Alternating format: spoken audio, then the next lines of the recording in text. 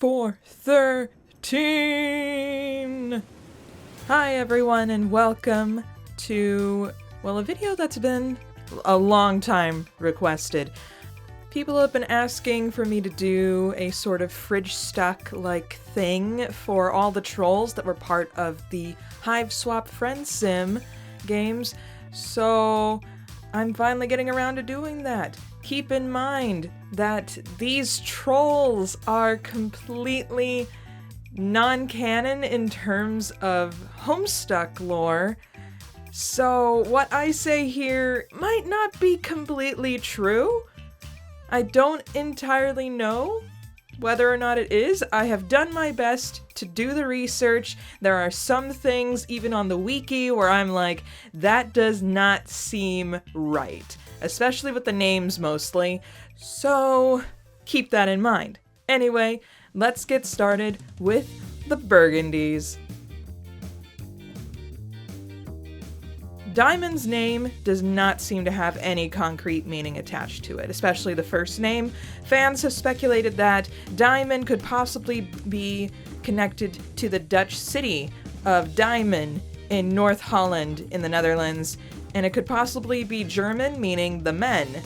I don't see how any of this has to do with this hot dog loving little guy, but me personally, I could see it as his first name referencing Diamond, as in the Moirail symbol, since he's one of the first friends that we make in Friendsim.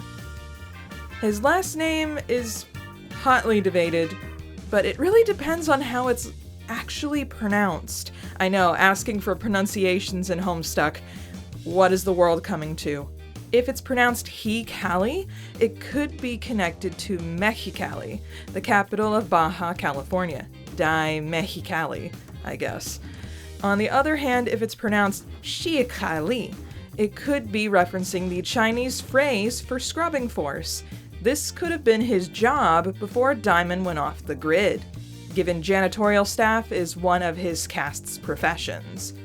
But unless the Homestuck staff outright states what his name means, we're just gonna have to keep making educated guesses. Well, the funny thing is that Diemen's obsession with hot dogs is less of a reference and more of an inside joke. According to Homestuck musician James Roach, Diemen was originally a background character with the codename Hot Dog, alluding to the character's Lucis, a wiener dog. Oh gosh, the German name is starting to make sense. Roach and Undertale creator / Homestuck musician Toby Fox would continue to bring up the hot dog troll in every staff meeting for years, until Friendsim finally made him an official character. With a hot dog obsession, of course. Everything from his horns down to his typing quirk is hot dog related. In fact, in his original troll call from 2017, every one of his bullet points were about oblong meat products. Like many trolls, these bullet points were changed with the Friendsim promos in 2018. And his were changed to meat enthusiast, living the nomadic shrubbery lifestyle, and cheerfully nihilist, a happy little homeless kid who cares only about his hot dog. No Lucis in sight. Huh. You don't think that the hot dog is made from... Nah, it couldn't be. Design-wise, one of the main things of note for Diemen is that he was the first troll to be shown with freckles. Diemen's sign is Arius, the visualizer, which makes him a Durst dreamer and a potential hope player. So, Eridan, if he was a Rusty. I think I've lost a few years off of my life by saying that. Diemen is also the first Friendsim conquest, who can potentially die. Crushed by the MSPA reader's deadly fat butt, no less. Thankfully, this is non-canon as he makes several appearances afterwards. He is shown to work freelance for Malik Adilov in Volume 11, and later appears at Lank's party in Volume 18, either hanging out in the background by himself or with the fan favorite hot dog juggler. and potentially putting drugs on his wiener. YouTube's gonna demonetize this video so hard. He also appears in Hiveswap Act 2 on the Rusty car, and if the player characters interact with him, he becomes super self-conscious about his hot dog and refuses to talk about it afterwards. Also, he's either planning to make out with Marsti Hotek or cannibalize her. I'm not sure what's more likely. Though speaking of the troll, like several well-known members of the troll race, Marsti's first name is a Sanskrit word. Marsti translates to clean in English, tying the troll to her hobby of cleaning things. And her placeholder name was even Scrubber. Fans have speculated that her last name, Hotek, derives from Comet Kohotek, a comet that drew close to Earth in 1973. It was hyped up to be the comet of the century, either for its beauty or as a harbinger of doom, depending on who you asked. But when it arrived, meh. People expected a spotlight in the sky, yet it was barely visible at night. Comet Kohotek's display was such a letdown that its name became synonymous with disappointment. This could be a defining point for Marsti, for even her Friendsim promotional describes her as basic. There is probably a whole world of thought behind her eyes, but she keeps her mouth shut, seems to only care about cleaning, and she thinks the reader is annoying most of the time. Speaking of eyes, Marsti's signature goggles look like the horizontal pupil of a sheep or a goat's eye. This is understandable considering that the two Rustblood casts all have horns reminiscent of livestock or herd animals. Marsti's horns are no different, though they do have little spikes on their ends, making them look like a scrub brush. These spikes were even more pronounced in some of her earlier artwork.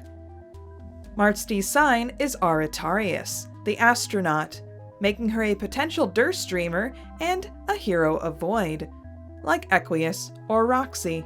This title is interesting to me. Remember that her name comes from a comet. While it looked boring from Earth, there were astronauts who watched Comet Kohotek from space. As astronaut Edward Gibson said, "For us, it was a very elegant and impressive sight." They also said that they had to view Comet Kohotek through sun visors due to its brightness.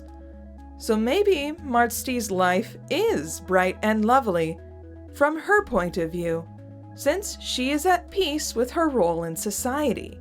Not that she settles for less. While she just focuses on her cleaning, she boldly reaches out to the places no Burgundy has dared, even if it means staring down high bloods in order to do it. Respect. Aside from her premiere in Friendsim Volume 14, the only other time Marsti appears is in Hiveswap Act 2, where she acts as a roadblock on the Rust car. Classic. Safe to say, Fozzer's name is connected to his job as a gravedigger, since the Latin word fossilis means to dig up.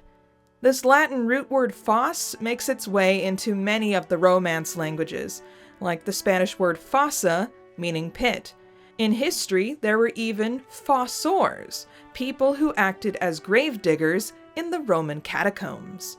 His caste name is potentially connected to Veles, the Slavic god of earth, waters, forests, and, most notably, the underworld. Veles also tended to favor the peasant class, his statues found in marketplaces among the people instead of high up on the hills. This is perfect considering that Fozzer's got a whole shtick praising the ideals of communism and socialism, even saying that if he and his comrades should die revolting against high blood rule, which is very likely, he'd still find it worthwhile. Granted, he is very prideful of his work, finding his hard blue-collar labor an honorable profession.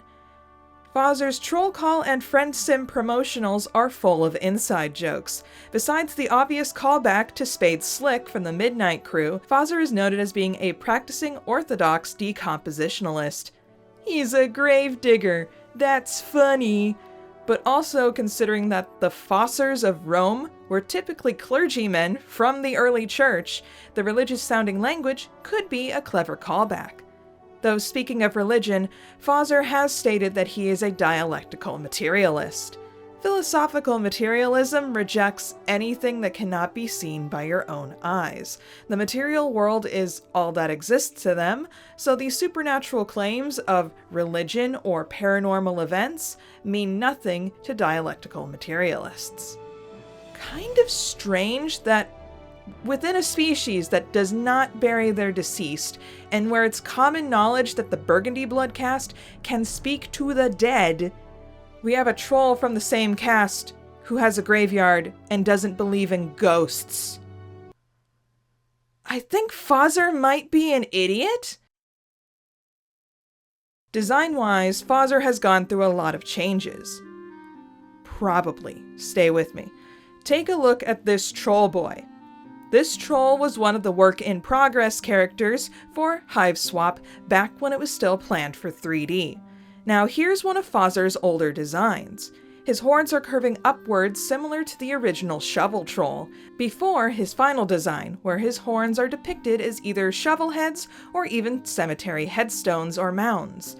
With this evidence, there is a very high possibility that Fozzer and the OG shovel troll were once the same character. The only real difference between the three designs is his sign. Fozzer's sign is Aro, the Lost, making him a potential Durst dreamer and hero of heart, like Nepeta. His sign foreshadows his eventual brainwashing due to accidentally stumbling upon one of Doc Scratch's fourth wall panels on his land in Friendsim Volume 16. The miniature Scratch reset ends up shifting Fozzer's loyalty from communist to royalist, now praising the High Bloods and the condescension. This change is a permanent one, as Doc Scratch assumes he'll never be the same. True to form, when Fozzer appears at the train station in Hiveswap Act 2, he is still in a state of pro-High Blood mentality, finding Joey's claims of a better system of rule in the universe other than Alternia's hard to believe.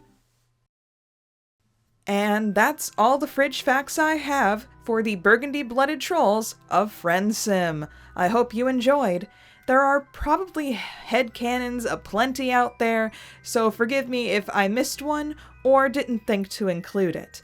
We've got a few more stops to make for this Friendsim fridge train, and I hope to see you for the next one. Remember to like, comment, and subscribe, and I will see you all next time. Bye! Diemen's kind of randy, ain't he? Hey there. Consider becoming a patron, just like the phenomenal Bleed Red, Alexander Madeline, and Cloudy Days.